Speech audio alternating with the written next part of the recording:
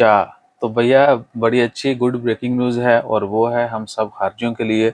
Oman में जितने भी खारिजी वर्कर्स हैं, एक्सपैट्स हैं, उनके लिए है जी कि अगर कोई बंदा कहीं पर भी जॉब करता है, गवर्नमेंट, प्राइवेट सब इसमें शामिल हैं, तमाम एक्सपैट्स के लिए, जहाँ पर और बहुत सारे कवानीन जो हैं वो बन रहे हैं, वहीं पर सोशल प्रोटेक्शन लॉ में भी खारिजियों के लिए मखसूस फ़ायदे हैं। उनमें से जो की पॉइंट्स हैं आज आपके साथ वो शेयर करते हैं, बाकी फ्यूचर में जैसे-जैसे मज़ीद डिटेल आएँगी वो भी। तो पहला है जी, जितनी भी ख़वातीन जो कहीं पे भी काम करती होंगी, वर्कर्स जो हैं, ये सिर्फ़ वर्कर्स के लिए है, फैमिली मेंबर्स के लिए नहीं, ठीक है ना? या बाकी जो लोग आते हैं उनके लिए, सिर्फ़ वर्कर्स जो वर्क वीज़ा पर हैं। तो ख़वातीन जो हैं उनको भी मैटरनिटी लीव मिलेगी 14 वीक की, यानी 98 दिन, जिस तरह ओमानियों के लिए 98 डेज़ की ऐलान किया गया है, पेड लीव्स होंगी। उसी तरह खारजी ख़वातीन को भी मिलेंगी और ओमानी मेंस जो हैं, यानी मेल अगर है, लेट्स सपोज़ ओमानी है या खारजी मेल है, उसको भी 1 हफ़्ता पेरेंटली लीव मिलेगी, यानी कोई बाप बनने जा रहा है तो उसको 1 वीक की छुट्टी मिलेगी। और खारजियों के लिए भी वही है, कोई भी न्यू बॉर्न होता है, उनका बच्चा पैदा है, तो वो 1 हफ़्ता की फुल पेड सैलरी पे जा सकते हैं, ठीक है जी। और उसके बाद आ जाएँ, अल्लाह आपका भला करे, एक और चीज़ है, वो है ग्रेजुटी। ग्रेजुटी जो है उसको रिप्लेस किया जा रहा है एक नए सिस्टम के तहत, उसको नाम दिया है जी सेविंग सिस्टम। एक ग्रेजुटी जो है, एंड ऑफ सर्विस बेनिफिट जो हैं, जिसमें आपको खासे पैसे मिलते हैं, उसको रिप्लेस किया जा रहा है सेविंग सिस्टम के तहत, और उसकी भी लिमिट है। सेविंग सिस्टम के तहत क्या है जी कि आपको जो है ना 9% मिलेगी, ठीक है जी। मंथली कंट्रीब्यूशन जो है वो आपकी बेसिक सैलरी का 9% होगा, ठीक है। और उसके लिए भी 15 साल तक की लिमिट है। काफ़ी और भी हैं, लोन के मतलब भी है।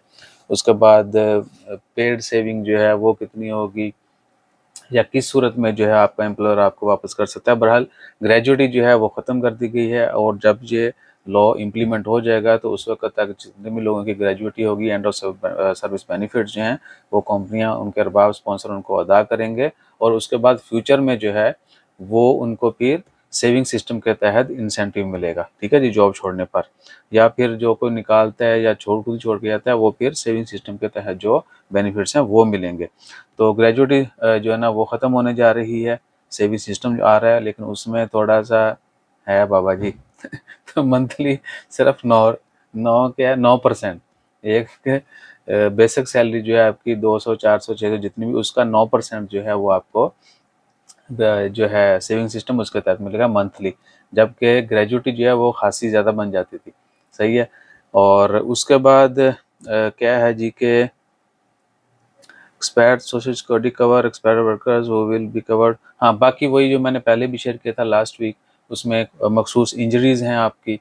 अगर खारजी वर्कर इंजर्ड हो जाता है तो उसको जो है उसके बेनिफिट्स मिलेंगे, उसकी रिकवरी के लिए जो भी अखराजात होते हैं, जिस तरह इंश्योरेंस में होता है। लेकिन अगर किसी की कोई डिसेबिलिटी हो जाती है तो उनको एक स्पेशल फंड भी मिलेगा, ठीक है ना। और किसी की डेथ हो जाती है तो भी, और काफ़ी सारी चीज़ें हैं। बहरहाल ये 2-3 पॉइंट थे जो मैंने की पॉइंट आपसे शेयर कर दिए हैं, और उम्मीद है कि बहुत सारी और भी डिटेल्स जल्दी आ जाएँगी। बाकी ओमानीज़ के लिए तो ढेरों, यानी कह सकते हैं कि है, ठीक है ना। तो और क्या है, पेमेंट की टर्म्स एंड कंडीशन है कि पेमेंट जो है वो एंड ऑफ सर्विस बेनिफिट जो हैं वो भी डेफिनेटली अच्छे खासे लोगों को मिलने हैं। वो इस लॉ से पहले पहले वो भी क्लियर करना होगा।